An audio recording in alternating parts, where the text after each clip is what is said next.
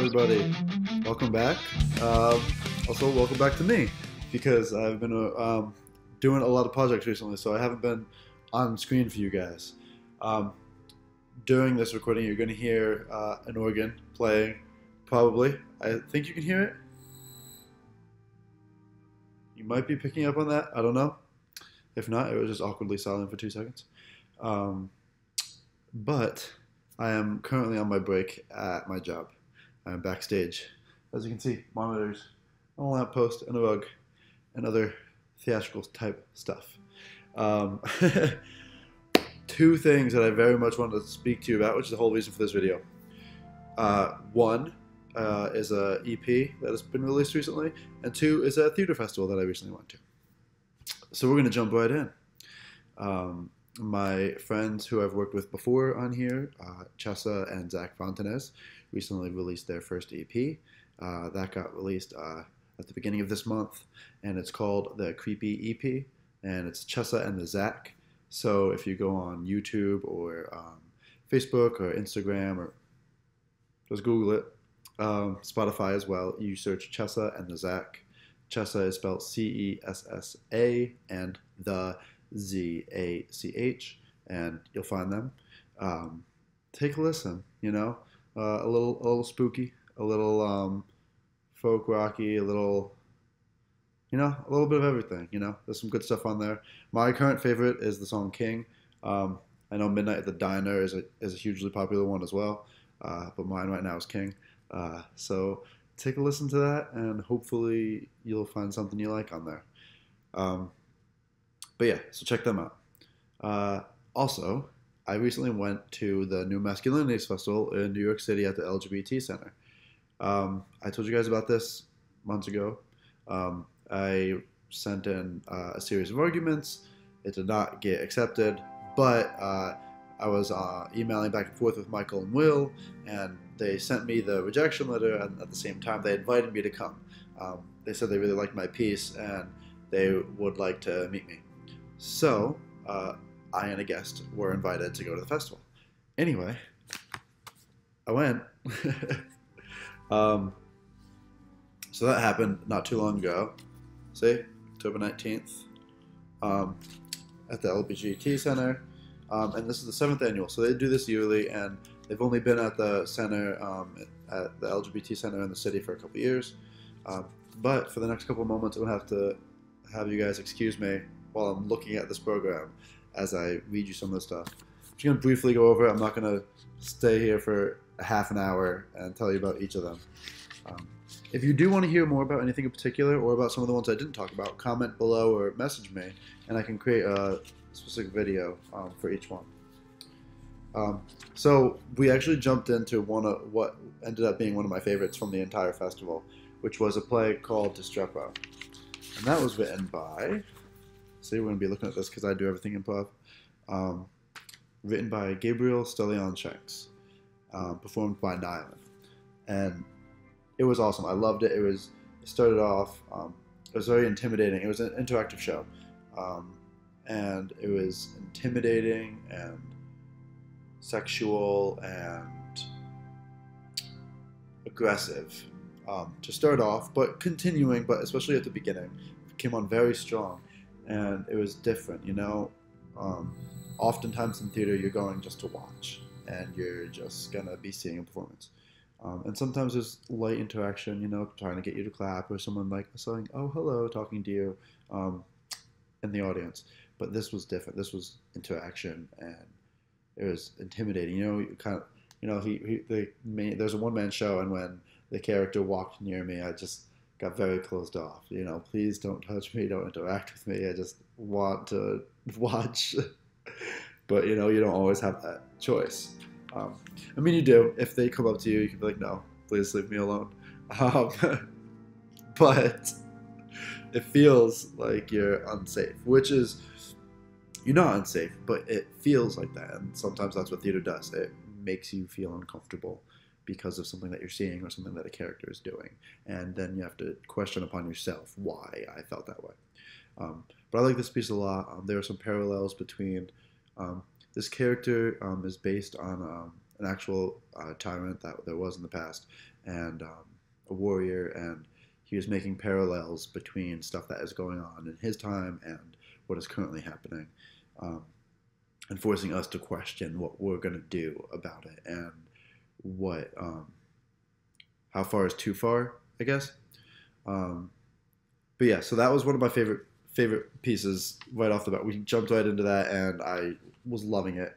Um, I'm not going to go through all of them, but another one that we saw was "What Happens to Boys in Chelsea." That was written and performed by Ryan F. Casey.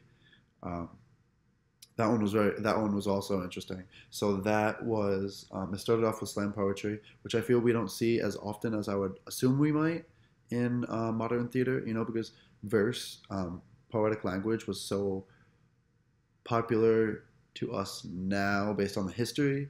Stuff like Shakespeare and other stuff similar to that is written in verse and poetic language or with poems like inlaid and throughout the play. So I'm surprised that that can be popular to some people in modern day, but then slam poetry not as much. Because slam poetry is the progression of verse and other poetic stanzas and such. Um, but I mean, like in my piece, if you guys saw it in the series of arguments, there's slam poetry throughout. Instead of using songs to tell the story, he uses slam poetry to interlaid throughout the story to make it move forward, help it move forward. Um, but so you start off in "What Happens to Boys in Chelsea" by Ryan Casey. Starts off with slam poetry, and you have to. Not everybody likes slam poetry or poetry at all. So if you don't, you have to just listen to it and visualize and listen to what's being said, and let it guide you into the story because it carries you into the rest of the story, and uh, it's just I enjoyed it so much. I don't want to give away too much about what each of these were because I don't want to, in case you take a look at it.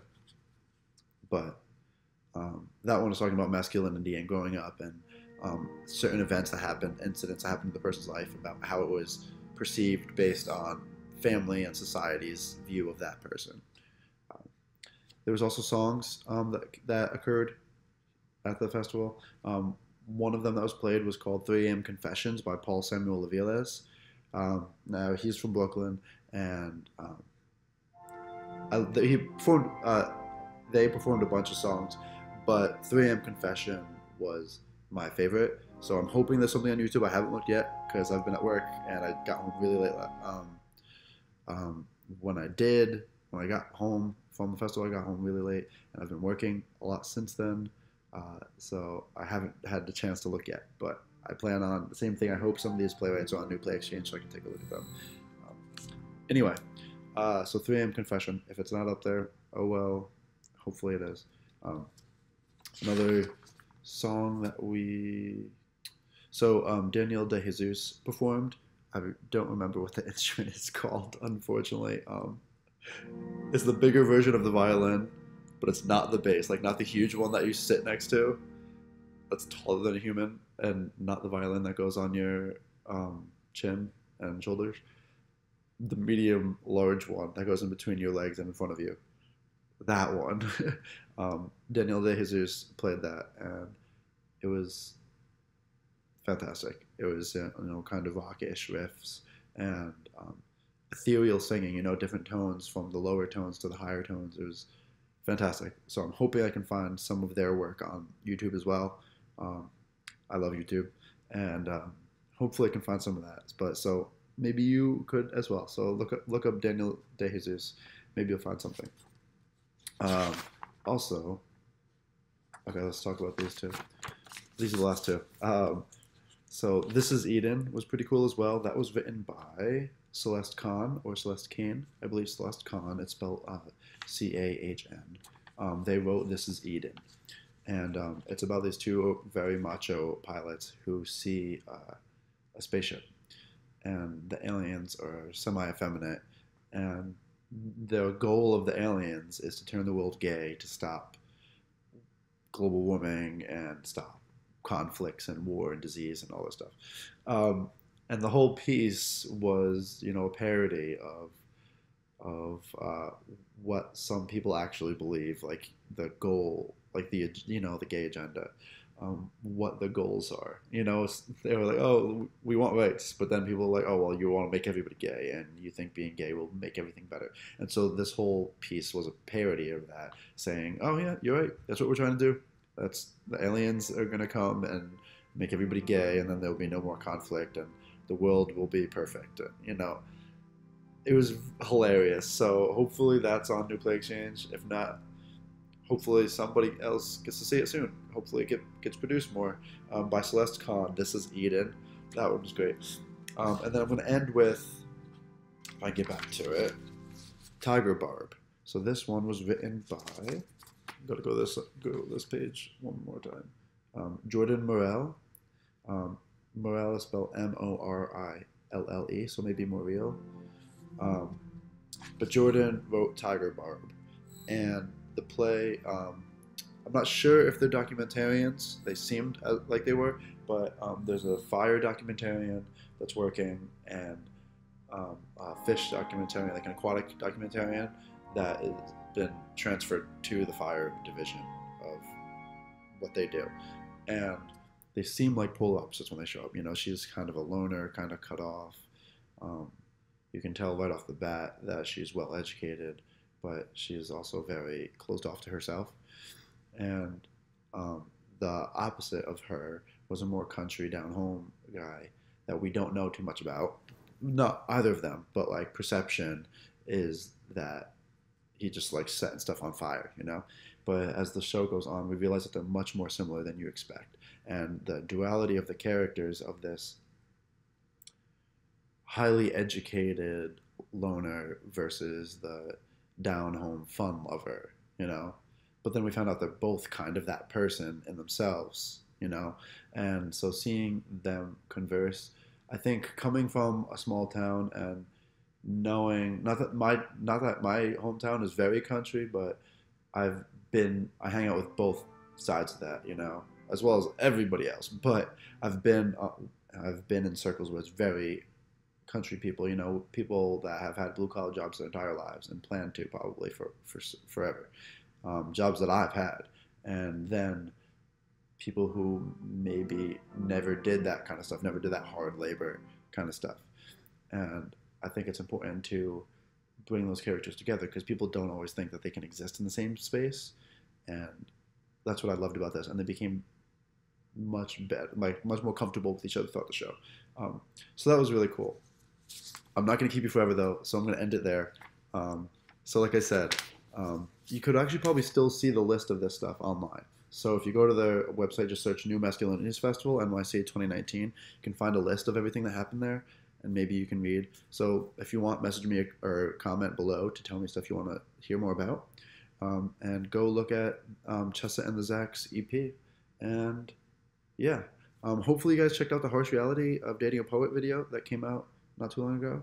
And if you did, comment on that and like it, share it.